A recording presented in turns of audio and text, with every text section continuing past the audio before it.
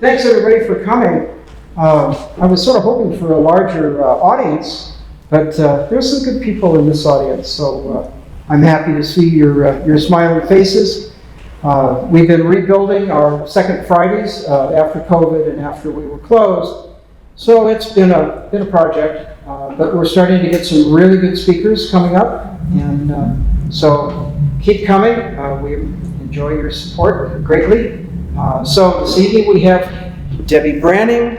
Some of you might know Debbie, some of you might have purchased some of her books, especially one of the latest ones on Haunted Globe, and of course on Haunted Route 66. She does a lot of lecturing, of course Arizona author, and some really cool stuff. But one of the most interesting things that she does that I'm fascinated with, and that is dowsing. So on that happy note, I will let you go from there. Thanks, Deb. All right, thank you, Tom. As Tom mentioned, I am an author, and I have my books here tonight in case everyone wants to come up and take a peek afterwards. I am also a paranormal investigator. I've been doing that for about the last 30 years, and that's how I pretty much became acquainted with Globe. I started coming up here, checking out some of the ghost stories I heard. So that's how I fell in love with Globe. Another thing I do, of one of my bazillion other little talents, is I do dowsing. And people ask me, how did I get involved in doing dowsing? Well, I was doing a paranormal workshop, and it was going to be down in the Tombstone area. And a lady down in Missouri messaged me because she was going to be in town. Her daughter lived in the Phoenix area, so she decided that she wanted to come to my workshop. But I think she wanted to kind of check me out first to make sure I wasn't some kooky lady. So she came to town and she says, have you ever been dowsing before? And I said, no, not really. And she says, I'm going to teach you how to douse. She says, I'm going to take you up to Mayer, Arizona. I used to live up there. I'm taking you to a site of an old ghost town, and we're going to douse the cemetery. And I said, okay. And she says, so bring 2 coat hangers with you when you come. So, I did like any of you would do. I went up to Phoenix, picked up this perfectly strange lady I've never met before. And we went off on an adventure up to Mayer, Arizona, where she grew up, and she took me out to this desert pretty much and said, this is where this little town was. I remember growing up, we used to visit it, and she says, somewhere there's a cemetery. So she goes, did you bring your coat hangers? So I get my coat hangers out. Of course, it's basically a coat hanger. I had been cut, made them at an angle like that. And she says, okay, I'm going to teach you how to work them. So she puts them in my hands, and I've never, held dowsing rods before, and right away you could, I'm going to shake them, but this is what they were doing. They were like bouncing all over the place. And I'm like, okay, are they supposed to do this? And she goes, yeah. She says, you've got to train them. You've got to train them like playing the piano. So she says to me, we got to know what's your yes and what's your no. So holding the rod out, you would say, show me yes. And my yes always goes in that direction. And I would put it back again. She says, now, we're going to hold it still. Come on, hold still. Show me no. Can you show me my no? And my no always goes in that direction. So she says, that's basically how you do the rods. And so I says, all right, this is just it was really bizarre. I've never done this before. And she says, when you have 2 rods, you can hold them, and you can ask again, show me yes. My yes always crosses, and then I'll say, show me no, and I'm going to demonstrate it. Mine always go outward. And it's different for other people. Sometimes it'll work one way or another for, different folks.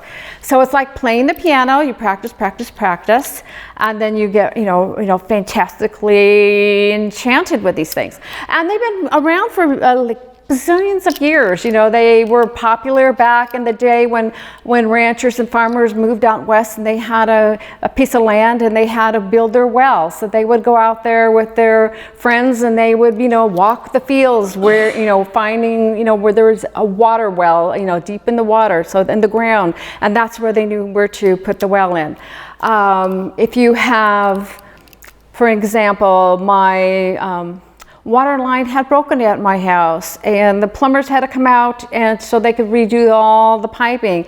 And I have a weird line. It goes from like where I thought the house was, it doesn't go straight out to the street. It goes across my whole property at an angle. And so they were trying to, you know, find it to the street. And I said, well, maybe we'll try the rods. And pretty soon, you know, I'm following along and showing them and they went like, okay. Then they got out their equipment and followed along and they said, you are right.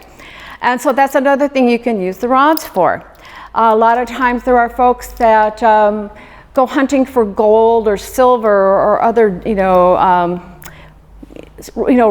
rocks and gems, and they can use the stone, you know, the rods to find the stones. During World War I and World War II, there was actually a dowsing team that went out looking for the landmines that were placed in the ground to help save the troops. So that was another thing. They could pick up the metal from the landlines. So they're very, very useful for a lot of things. I am also a cemetery preservationist.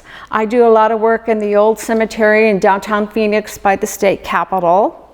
And, having learned how to douse a cemetery with this lady from Missouri, I brought this skills back to the cemetery. And first they kind of thought I was kind of a kooky person. So I'm going to do one of the things I always like to do when I do these events, but I need probably at least 3 volunteers, and you have to be able to lay on the floor. So I need 3 people to become my graveyard, and just put your heads here and your feet that way and just kind of lay down. And I need 1 gentleman. Kenton, you might have to be my guinea pig. So you're just gonna lay across here, your head's this way, feet that way. Okay. Lay on your backs. Okay, you guys are now. We're dead. You're dead. Okay. You're in my cemetery. I know. Scooch a little bit farther that way, because I'm going to walk in front of you, so I don't have to step on you. Okay. So one of the things she taught me, she says first we have to find how many people are in the role of your cemetery. So basically, what you do. I'm dead with dead legs. I'm supposed to be dead. Well, you can put your legs out. Okay. You put your legs straight, if you can. And then I'm going to come across. I'm not going to walk on. I'm going to walk in front of you. As you're walking along. When you come to a body, your rods will cross. And when you leave the body, it'll come back out. And when you come to the next body, they're going to cross again. And then you're going to walk. And it's usually about 2 to 3 feet from each other. And as you come to the next body, they're going to cross again. I'm going to kind of go around your feet. And then as you come across the next body, they will cross again. So then I could think, okay, there's 4 people in this row of bodies. So the next thing you could do, you can kind of determine age. If it's, say, an infant or a toddler, as you're walking, as you're crossing the body, it'd be like two or 3 steps. An adolescent or a teen might be about 4 or 5 steps. A young adult might be about 6 steps. A tall, full-size adult might be about 7 steps. So I'm going to kind of cross over him. So we're going to see, as I start, as I go across, it's going to cross, and then as I'm walking, and as I leave the grave again, it'll open back up. So that's just one of the things you can do. You guys stay there. I'm not done with your dead bodies yet. I'm going to grab a pendulum. I also do a lot of pendulum dowsing, and it kind of works the same way. And I'm just going to use 1 rod. Let me find which rod goes faster here. This one, okay. All right, so another thing you can do, like usually when you're in the graveyard, you know, when they put you in your coffin, hopefully they're gonna put you in the right direction and your headstone would be up here, right? And your name would be up there.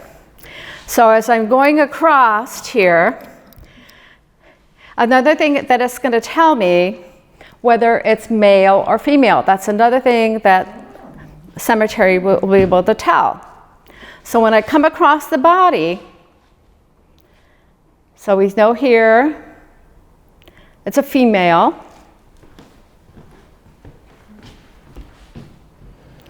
Female. Female. And I come here, oops, it's swinging the other direction. For male, male. So what I always like to tell everybody, you know, female, we think with our heads, males, we think with the other head, right? So that's how, but what if they put this man in the wrong way inside the casket? So I need you to, yeah.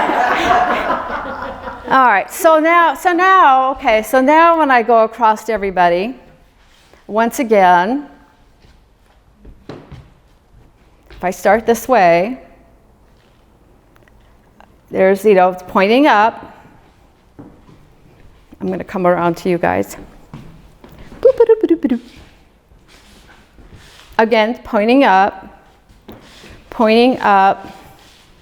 and pointing up. So now I'm thinking, okay, I have all women here, but we know, you know, that's a gentleman, because we know that Mr. Smith's supposed to be buried along with all these women. But there's another surefire way. So how many, especially you ladies, have been to a baby shower and you want to know the sex of the baby, and you put the lady's wedding ring on a necklace or a string or something, and you have it spin around, and if it goes clockwise, it's a boy. If it goes counterclockwise, it's a girl.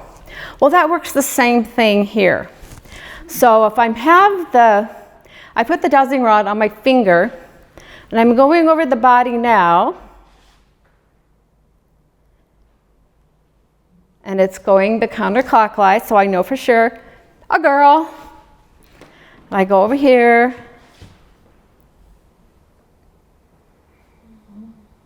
Again, showed a female. And I go here. Again, it showed female. And then when I get to this last body that I'm really not sure if it's, you know, put in the right way,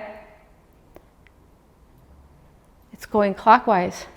So now I do know that there's a male in here, but perhaps the mortician or the funeral director put them in the ground the wrong way.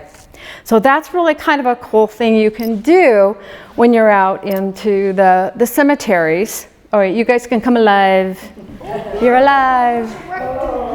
Yeah, you can go alive. But that is, you know, one of the things that we have, you know, learned at the cemetery. It can't tell you who's buried there, but it will tell you sizes. It will tell you male or female. But, you know, that's the one thing about dowsing rods. You know, they can give you a lot of yes and no answers, but they're not going to, like, give you a lot of spelling things out. So that's kind of one of my favorite things to do with the rods, is cemetery dowsing. Another rod that I use a lot is, this is the U rod, because it's shaped like a U. I was in a shop one day and I saw a gentleman with the U rod, and I said, well, what do you use those for? And he says, well, I use this one to measure auras. So I need another volunteer. Volunteer. You want to volunteer again? Sure. Come on up. You're in the front row. It's easy for you. I can grab you easy. Okay, so now I want you to face me. Okay. And I'm going to come at you. And you can see that this is her aura, right? She's got a really nice aura. It's pretty full.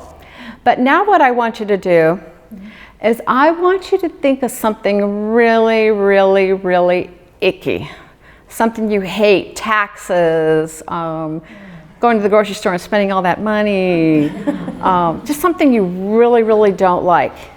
And then I'm going to come at you again. Just keep thinking about that. Close your eyes and keep thinking that. Now look how her aura just shut in. It just really closed up. It just shrunk away, you know. And I'm going to back out again. And now I want you to think of something that makes you really, really, really, really happy. So think about something that, you know, that you really love. Disneyland, your family, your pets. And I'm going to come at you again. And look how it opens back up again. So I could say, having a positive attitude, you can have a seat then again. Having a positive attitude and being happy, your aura is just way out there and everyone wants to be around you. But if you have that little closed up thing because you're thinking icky thoughts all the time and you're not a happy person, it shrinks. So just kind of a picture it this way, like when you worked and you had that one lady in your office and she always had, you know, the little candy dish of M&Ms on her desk, and everybody, you know, wanted to come around her desk, and she was the one that organized everything, and everybody liked being around her just because she was really nice and her aura just went all around. But then you had that other lady who kind of sat in the back, who never wanted to participate in anything, and she didn't, you know, she just was, you know, didn't want to be in the office pool or nothing, and nobody wanted to be around her, and her aura must have been like really, really close. And it also will have you come up here. Okay. And it also, a lot of people use them to see if like they have any, maybe medical issues. So if you stand right here and just kind of go down, because I do a lot of Reiki on people as well. And sometimes when you go down there, it'll start picking up things that might be kind of more, have a medical issue. And then you can kind of follow along. And see again, it comes back to there. Mm-hmm. And we come down here. Not to be personal, but is this where you do have some troubles with things? Where was it? Right in this area? I had kidney cancer. Let's see. What? Kidney cancer. So a lot of practitioners will use this to know where they should do their Reiki work then. Yeah. Okay. So this is a handy one for that. And this is actually one of the rods that I always carry with me when I do paranormal investigations, because it's small and I can just kind of throw this in my bag and it doesn't take up a lot of space. So this is one of my favorites. So now I was sitting there one day and I was like thinking, you have to, like I tell people, you have to practice with dowsing, just like you do the piano, so you can get good at it. So I have a lot of little drills that you can kind of do to work on. I'm going to have you come up here and help me with some of these. And I'm going to get out one of my sets of rods here. And another thing I always tell people is when you get your own dowsing rods or pendulums or everything, they become like your own. You got to put your energies into them. So when I go home, I'll be waiting for like the next, I don't know if it's that eclipse thing will be good for them tomorrow. We know we're gonna have a big eclipse. Yeah. In the morning. Yeah, in the morning. But I put these out when we have a full moon or a new moon on my rods, and it kind of cleanses them all again. So these are all fairly cleansed, but some of the drills I like to go over with people is, I need another volunteer. I told you this is class participation today. This is an easy one. You don't have to lay on the floor or anything. Anyone want to come up? I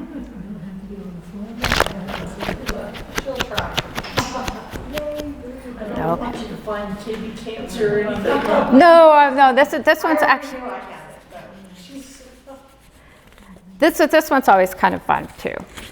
So what I want you to do is I want you to write your name on that card. Did you need two? I only need one on this one. We'll get you on the next game. Of course you will.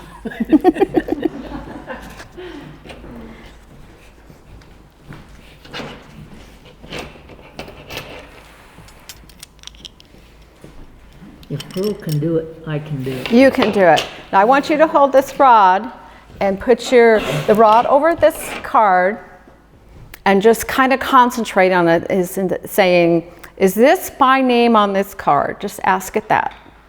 Is this my name on this card? Is this my name on this card? It's thinking about it. Is this my name on this card? Okay, so hold the rod and then face the group for a minute, because what I'm going to do is I'm going to flip your card over, and I'm going to lay out 3 other cards, and I'm going to mix them all up. Now I want you to turn back around. Okay, turn back around then. And then I'm going to have you go over the first card and then just lay it like, kind of like that, about that low, and say, is this my name on this card? Is this my name on this card? Okay, then go to the next one. Is this my name on this card? That's saying no, huh? Is that saying no? Well, it's kind of being it's just busy. Whipping around. All right, go to the next one. Ask that. And stop it for a minute and then ask it again. Is this my name on this card? Now it's going a little bit. Try that one then. Is this my name on this card? Go back to that one that was kind of active. Well, Oh, this we liked that one this too. is shaping Yeah. up here.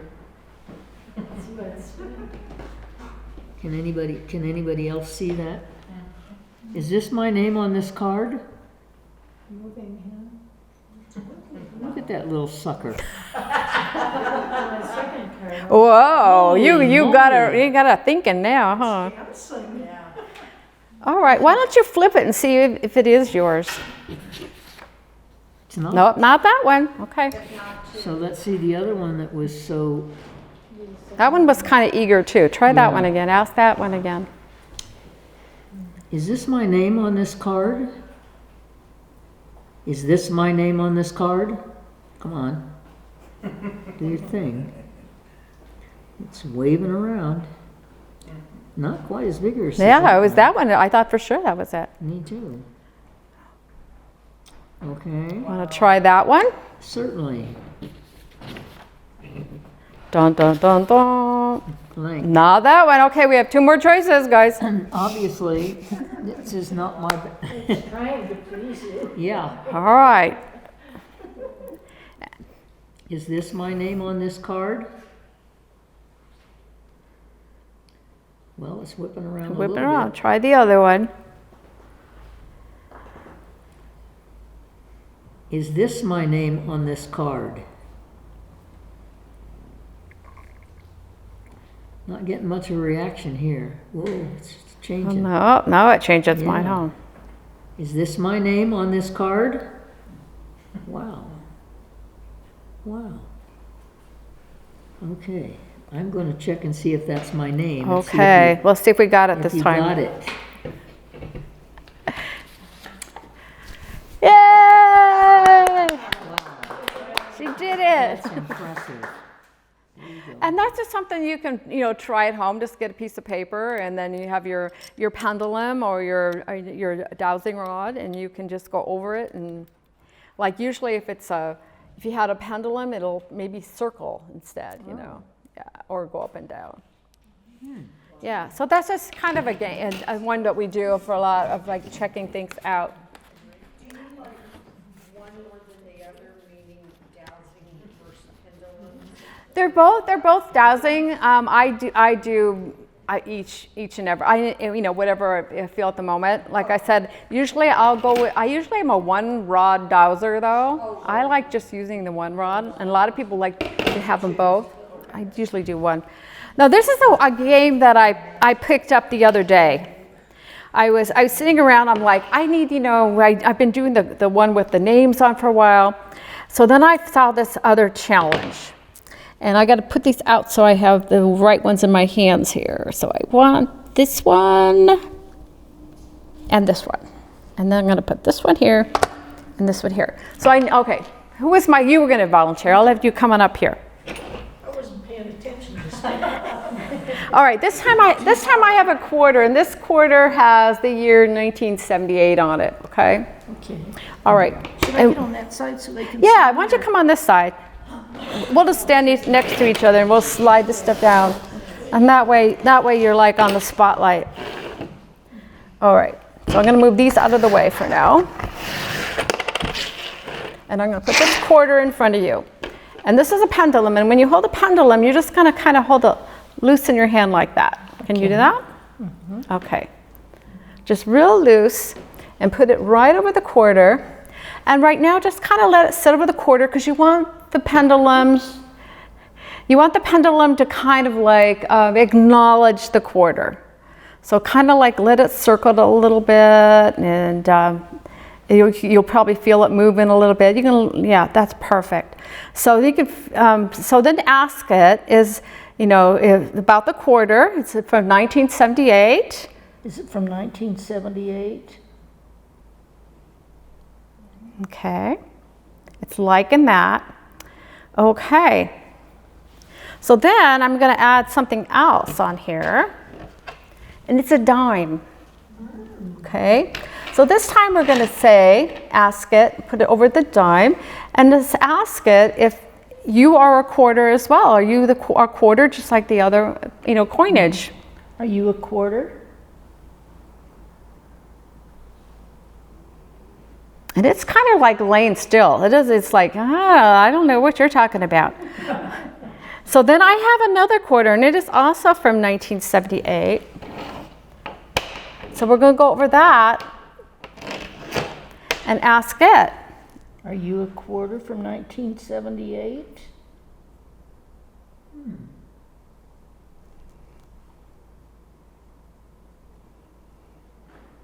What, it doesn't know?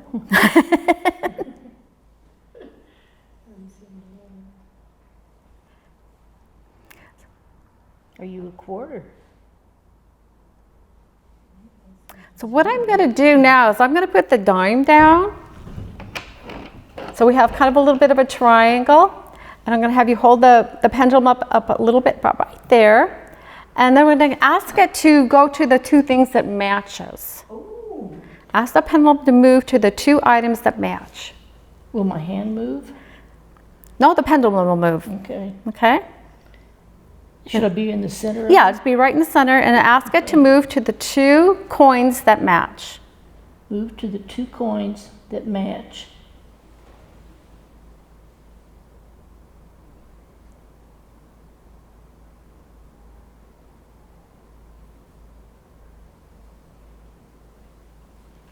Move to the two coins that match now.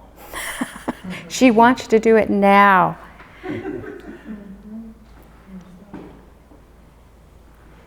It's staying up at the top, so I think you're kind of on the right track.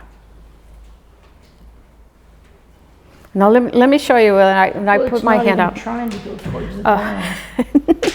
So now when I hold it here and I ask it to go to the two that match. Oh, wow. You can see. Let's see, are you holding it differently? No, I'm just holding it. But I've been doing this a long time. Mm-hmm. Maybe I had the charm too far over my fingers or something. So it's showing there that those two match. Mm-hmm. Okay, so then, of course, it doesn't want to go to this dime, watch. It's like, no. Mm-hmm. But when I go back to the quarters, yeah. But, then I have another quarter. I have a quarter from 1971. That's the year I graduated from high school. So we're going to see if it can tell the difference between, again, I'm going to ask it to match up with the two quarters that have the same year on it. Wow. Did we get the same year? Mm-hmm. Because I can't see because I'm blind. So it's going, 78, 78, 78, 78. So that's how that can work with money as well. You can be out looking for, missing money, and you can use a pendulum for that use as well. But that's just one of the other things I learned just recently. And then I learned another one that I thought was kind of interesting as well. And this one was like, and I'll just kind of show you. This is a battery. Of course, we have a positive and a negative, right, for a battery. So I'm going to show this to you. I always show the pendulum what I'm doing so that it kind of can follow along. So what I'm going to do is hold it up. I'm going to show them that this is the positive. So it's going yes, yes, yes, positive. And when I flip it for negative, it's basically going no, no, no. That's for negative. So what I'm going to do, though, because of the positive, energy is what we're looking for, is I'm going to tell it when I'm going to put you in a box, and I want you to tell me which side is the if it's positive or negative. So I have a little box here. I'm putting the battery in, covering it up. I'm going to spin it around, turn it around. So I'm going to tell it, I guess I should put it this way, to go to the positive end of the battery. So I'm just going to kind of lay it over the box, see where it's going to go with this. Kind of move it around a little bit.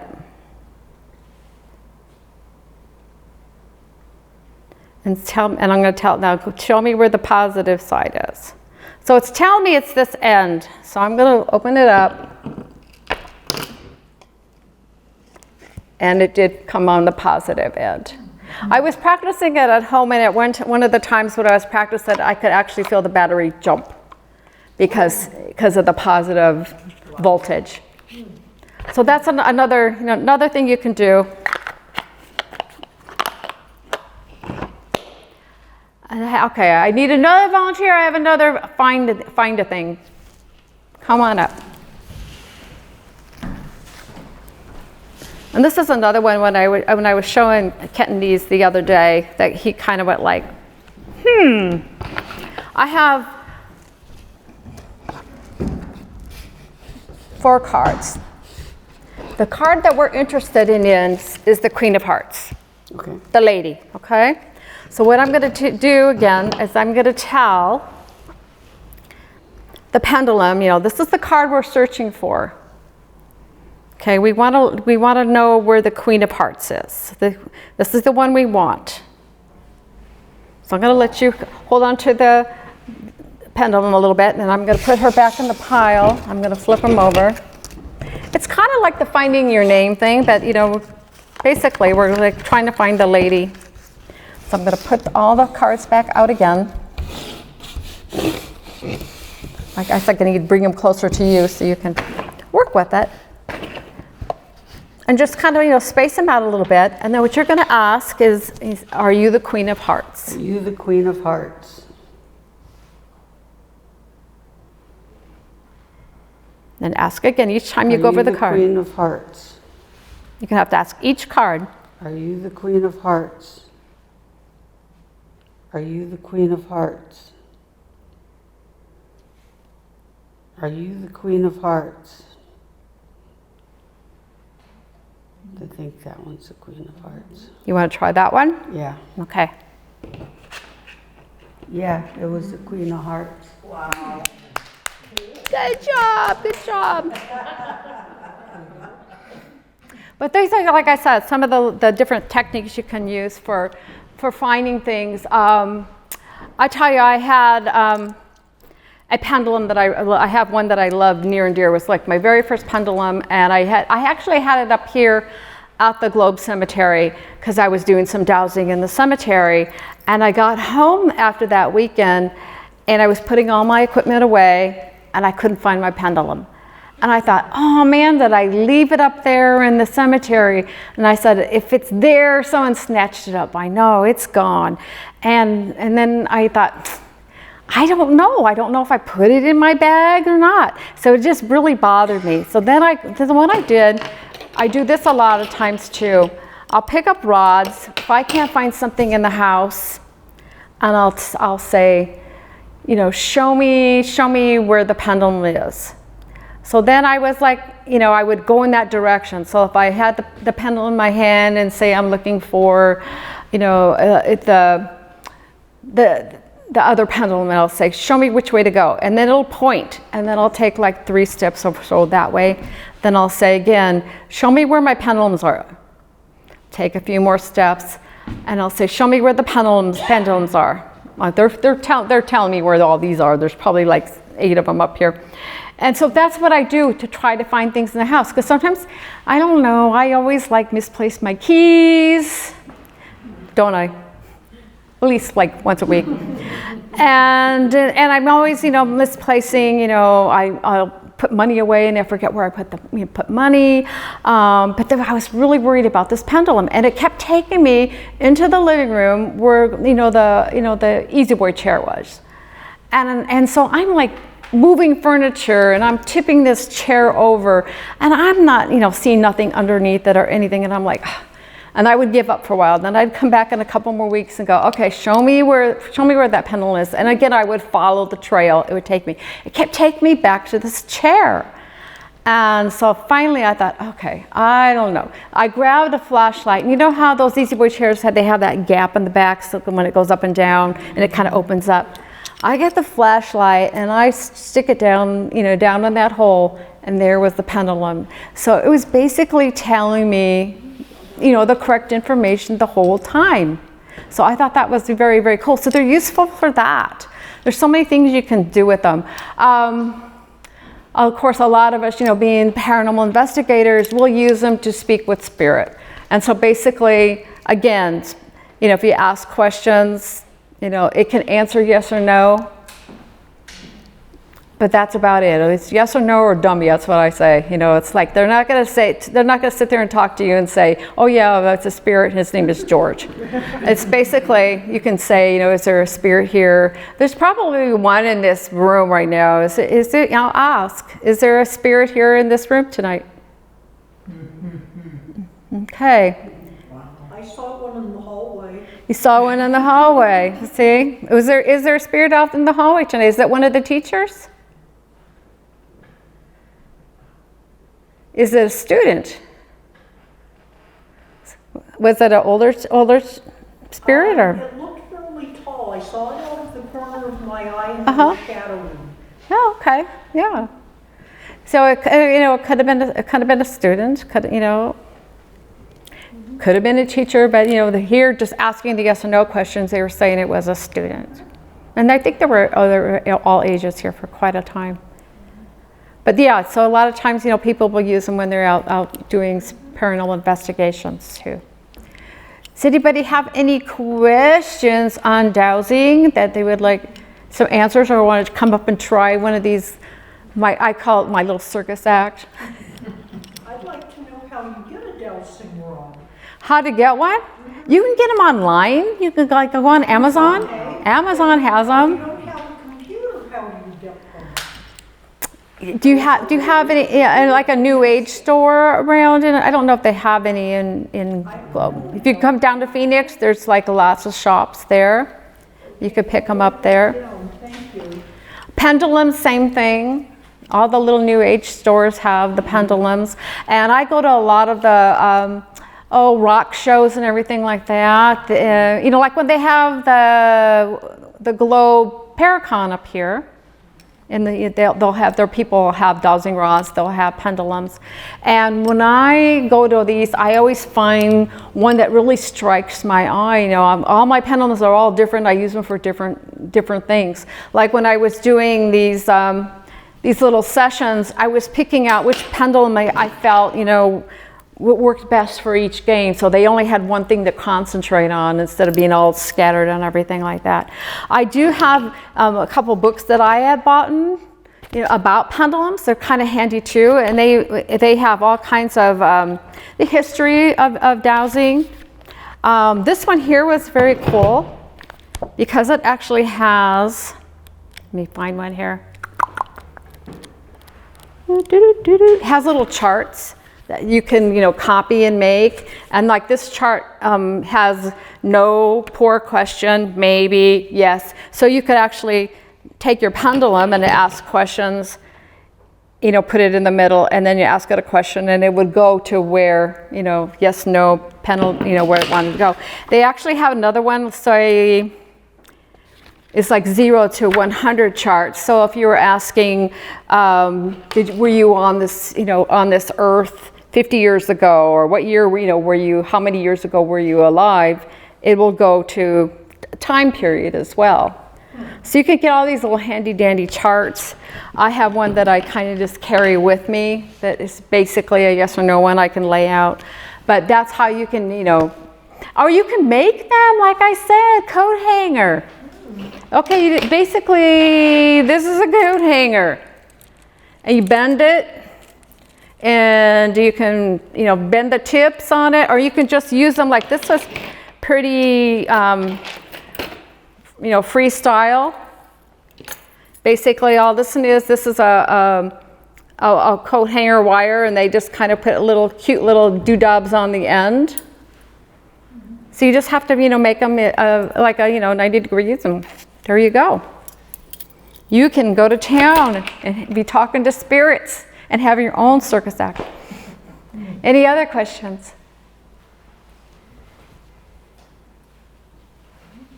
You douse for water? Douse for water, yes. I have douse for water in my yard, trying to find water lines when like I say, we had a sewer line that went out, and the plumbers came over, and they were thinking that it went from the spigot straight out to the street, and then the rods started taking us. It went all the way across my land, across my yard, underneath the driveway. Thank goodness we didn't have to dig up the driveway, and into the almost the next neighbor's yard. It was just a weird shape, water line. But yeah, you can douse for water. What else have I doused for before? Crystals. I was gonna say because I had not, because I'm like in paranormal and stuff like that. I've thought more along those lines. But my significant other, he wants to go to like the diamond mine in Arkansas. He's into stones and Right. all that stuff. I had never thought of crystals and things. Right. Well, Tom says he's looked for the gold in here, right? Yeah. And it'll lead you to where the gold is in here, and silver. Yeah, I never thought of that. Yeah, I know. I have friends that are that work in mines, Right. mining area, and they usually will have a pair of rods in their truck. I mean, it's not it's kind of like in the cemetery. It's not guaranteed Right. Answers, but it'll help them out there a little bit. Like where they're looking for a certain mineral, or whatever. Mm-hmm. They'll use those. I have a question. Uh-huh. I used to be able to detect earthquakes with about 75% accuracy, but it got to be too depressing. Yeah. And I asked to have the gift removed. Mm-hmm. So I was wondering, can a rod detect where a fault line is? Yes. Wow. Yes. Thank you. Definitely. So you could use them for that. That's cool. A lot of them will do that as well. We look for the fault lines, especially since we're pretty much on the 33rd parallel or whatever. It's kind of goes right through Arizona. So that's why there's so much energy through a lot of the mining towns and those areas. Any other questions?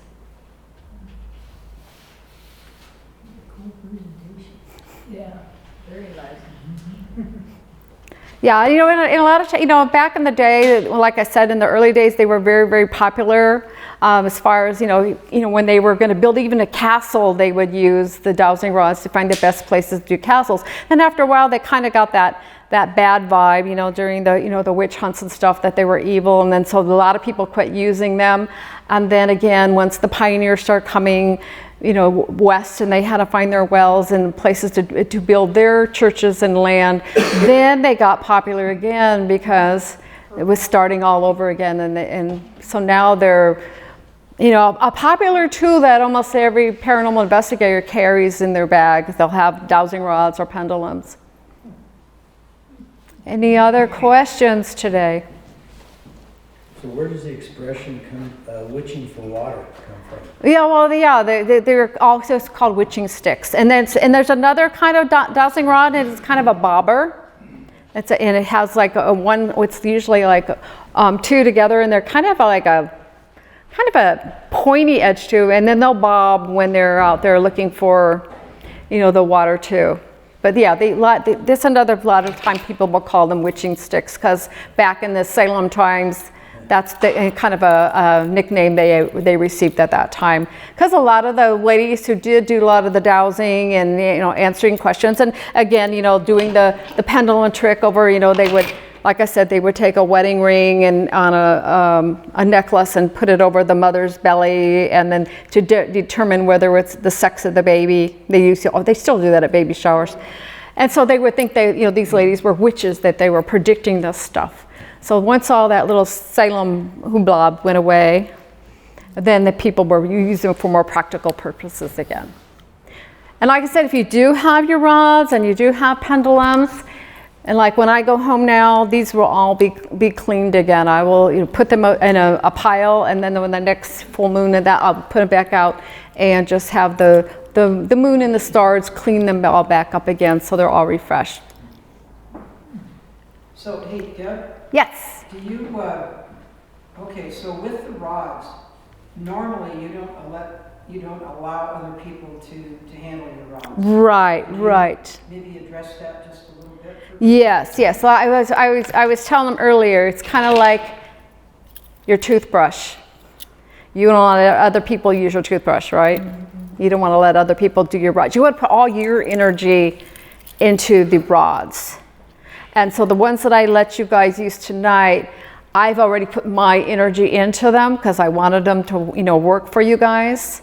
But now your energy's on them too, so that's why when I take them home, I'll have to put them back under the moon to remove your energy, have them clean, and then I can put my energy back in them. A lot of times when I'm doing the rod classes, people will, see me and I'll be touching them and putting, like this and putting my energy into them so they become more powerful during the classes.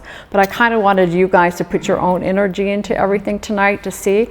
Yes? When you say you refresh them by putting them out in the moonlight, do you leave them overnight? Or Yes. Okay. Yes, I'll put them out there, right when the moon's coming up, and I have a table that I can just lay everything out on, and I put everything out there. I even put all my ghost hunting equipment out there too, because they've gone in places that might not be the perfectly wonderful place too, maybe a dark energy area. So I'll put them out there so everything's clean again. It doesn't have to necessarily be an eclipse, it just has to. Right. Yeah, I just use new moon or full moon, whichever one comes first. They're both just as powerful.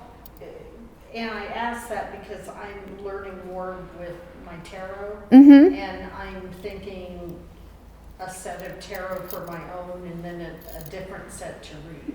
Right. Does that And sound right? yeah, and put your cards on the moon too. Okay. Because that'll clean out, like if you gave a reading to somebody and it was kind of a negative reading, and you feel now, this was kind of an icky reading of these cards.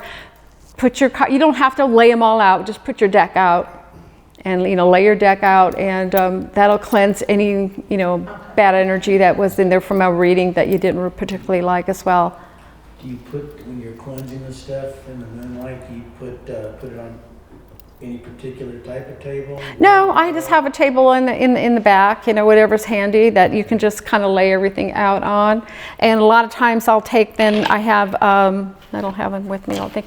I'll take my crystals and if I have my tarot cards, my decks, I'll put a crystal or something on each tarot card just to kind of boost the energy, or, I have, where is it? It's in here, I think. Hang on one second. Because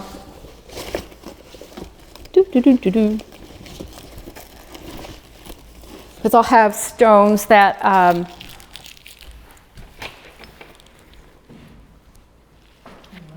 that you can lay it out here, and then a lot of times I'll put my pendulums on here, and that just kind of gives that extra boost, just extra stones to kind of make everything powerful. But yeah, like I said, the important thing with your dowsing is you use your own rods, you use your own pendulums. If you do, like I said, when I do a class, I know which rods I have with me, which ones were used, and I'll take them back home and put them in a pile to be put outside the next time when the moon comes up. That's what I was wondering. I wonder if this eclipse thing tomorrow will, I was wondering about that. yeah, if it'll be powerful enough to do some work as well. Or it'll be all dark. Good questions, you guys. Do you have any other questions you'd like to ask about dowsing and pendulum? And like I said, you can find a lot of really good books, then use bookstores. I want to take a picture of some of those. Yeah. This one I really liked a lot. This one was really informative, and like I said, this one here had some really neat charts because playing with the charts are always fun too. And this one had things with planets and zodiac signs and everything. So this one was kind of a cool one too. But like I said, if you have coat hangers at home, you already got yourself a pair of dowsing rods. Just make them. And she doesn't need the plastic. Yeah. Then and you don't have to put the little casings on like this one. Just basically, I've seen people take the coat hanger ones and they've taken straws. Oh, yeah. For the little It turns easy. the handles. So you don't have to get all fancy dancy with them, and it's just fine. And the reason I put the little beads on the end, because a lot of times when we're out doing, paranormal investigations, we're in the dark, and you don't want to poke somebody's eye out. So with a little bead, it kind of saves eyes. But I have other ones that don't have anything on the end. This set someone made for me, and then this set I was at some rock show, and then I knew that the lady that was selling these, that she was a witch. And so I says, I need a new set of rods. And she goes, well, try those. And I picked them up and I went like, oh yeah, these are the ones. So I picked these up, and I picked up a pendulum from her as well. And they were just already charged. She had charged them up so much already. But like this one here is basically, just little short little piece. So how do you charge it? Just just from having it in the moonlight. Oh, I thought you said that was cleansing them. Yeah, well, and it charges them as well. Oh, okay. And like I said, if you have crystals around your house, you can just put that on. That charges them up too, makes them crazy powerful. So if anybody else has questions, and if you're interested in any of my books, I have them all here with me tonight. I don't know what time it is. I don't know how long. How long we have more, Tom? Whenever you're done. Oh, whenever I'm done? Okay. Does anybody else want to come up and try something? Don't be shy. I won't make you lay on the floor in the graveyard anymore. But that's always a fun one to do. And I know when we were doing grave marker preservation in the Phoenix Cemetery, the first time our preservationists came out, and we were in a big family plot, and they were looking for one of the family members, and they go, we know there's another grave in this plot. And he didn't believe in dowsing, because he was real scientific. And I started going on. I go, I know there's another body in here, and he didn't believe me. And so finally, when they were doing more work, they learned that there was another grave in there.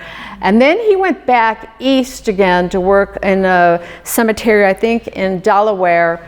And they are all dowsers in the cemeteries there, and they told him like, okay, you can douse for the finding the graves. And he was like, okay, now I believe that Debbie she wasn't cuckoo when she was showing me this stuff. So now he carries dowsing rods in his pocket when he's working in the cemeteries just to locate graves. We don't know who that person is or whatever, but you know that there is, a grave there, and you can tell if it's male or female. Does that work on animals too? Yes, it will work on animals. Mm-hmm. It's just that we have, what's in us is for what would it be? The liquids that are in our body is what determines the male and female, and the same way with pets. And sometimes if you're in a really, really, really old cemetery, it's harder because as the body is decaying, it's all the juices within us kind of are going away as well. So yeah. I'd like to go back and see if some of my old pets are Yeah, you can sit there and talk to pets at home. I do that because, I have some of my pets come back to the house. I know they do, So it's kind of fun to sit there and go like, okay, I know that you're in this. Which room are you in? And like I said, a lot of times the most handy thing that I can use them for is finding missing things in my house. Like the pendulum that was lost for it was lost probably like 2 or 3 months. And I kept looking and looking and looking. And I do it all the time now. If I'm missing something, I get out the dowsing rods. I'm like, okay, I know I had the car keys this morning because I had to go someplace. So where did I put them? And I just kind of let them go, okay, dummy, we're going to show you. Yeah.